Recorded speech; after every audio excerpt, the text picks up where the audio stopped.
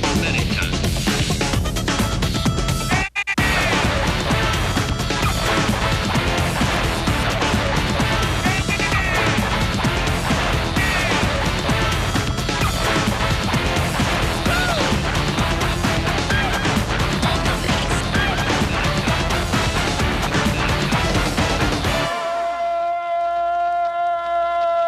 Hey, what's happening? And welcome to another episode of The New Music. My name is George. It is good to be with you. We've got Daniel Lanois, The Burning Brides, and we go back in the day with the Queen.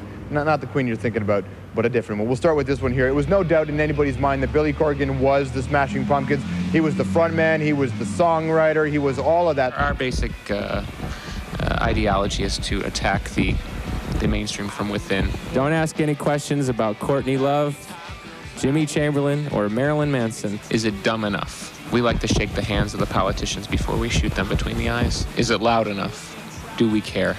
The revolution I want to lead is probably something more arty and something a little more esoteric. But, you know, getting the girls to love you and the boys to want to be you, I mean, that's for a young man. So when he decided to break the band up in 2000, it wouldn't have been a surprise to anybody if he carried on using that name. But he didn't. Instead, what he did was spend some time in New Order. Then he reformed with Jimmy Chamberlain, the Pumpkins drummer, got some indie rock giants, and put together a supergroup called ZWAN. I hooked up with Billy and the new crew when they passed through Toronto.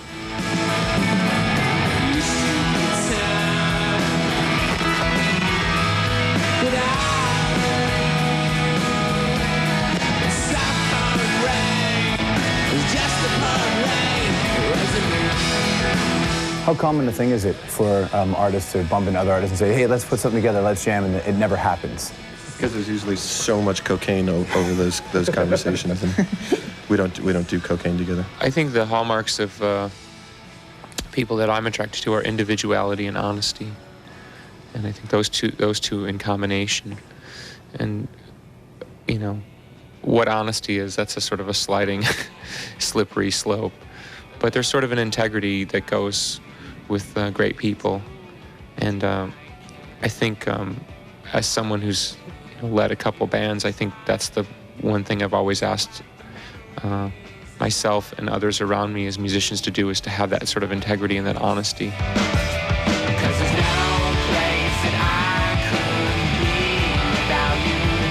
At one point I was supposed to do a side band with Marilyn Manson. I think that was the thing that was supposed to happen that never did. Everything else always happened.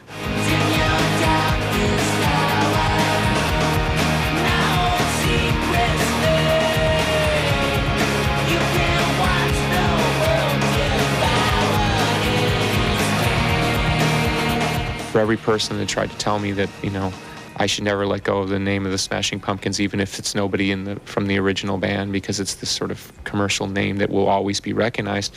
I saw it as sort of a weight around my neck that would always pin me into an era, into a moment, into a thing. So it's just adapting and making choices and being willing to live with your choices. I don't believe in preaching to the choir. In some ways, that had a lot to do with why I wanted to leave the Smashing Pumpkins, because at some point I was just preaching to a choir. I think it's our duty to always try to appeal to a new audience and an audience that's not listening. But at the same time, you can't sort of do this soft shoe routine of like, look at me, listen to me, I love you, you know, this is so great. At some point, you have to try to appeal to the honesty, integrity in that person and say, you know, there's more to it than someone with fake boobs. There's more to it than someone who's singing about stuff that has nothing to do with what's going on in the world. Like, all this fake rap posturing has nothing to do with what's going on in the world right now. Zero. That music's fine when everything's cool and sunny, but right now, when you look at what's going on, it's like, I need to listen to somebody who's going to tell me, like, that the world's going to be okay, not somebody who's going to talk about going to a club. That's got nothing to do with my existence right Even now. if it's your birthday? It's your birthday. We gon' party like it's your birthday. Even if it's my birthday. We gon' sip a party like it's your birthday. Do you guys exist in a bubble right now with everything going on in the world? Some artists like to get on the bus and they don't pay attention to everything else. We're not living in a bubble right now. I mean, it's crazy right now. The war as one part of it, but just in general, the times that we're in. It's unique to our existence, right? Right. Mm-hmm.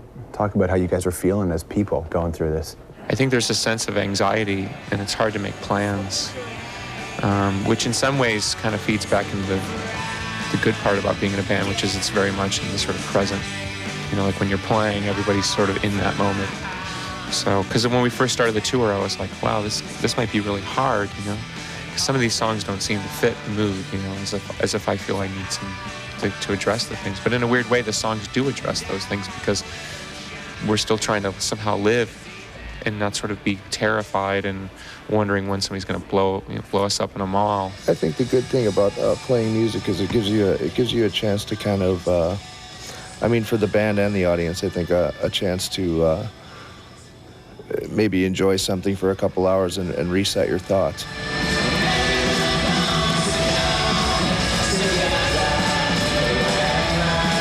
When everybody's galvanized by a global event, you see everybody sort of standing up right now. Mostly the artists are all against the war. Those are the ones who are speaking, unless you're a country artist. But are they sort of mandated to do that? We're not politicians, you know, and we're certainly not philosophers. We're just good at making some music. But we do have a personal responsibility to represent something, and we do represent something, and that's an integrity. But we're not going to go for some bourgeois movement one way or the other. That's really missing the point. It is not black and white. The regime of Saddam Hussein is no more. This time shall pass, you know, it always does. This time shall pass. The anxiety of these times shall pass. Who's going to be on the other side? You know what I mean? Is it going to be people singing about hatred, guns, stupidity, or is it going to be people singing about peace, compassion, and making the world a better place? You know, the greatest artists of the 20th century were people who stood above the times, not with the times. Around the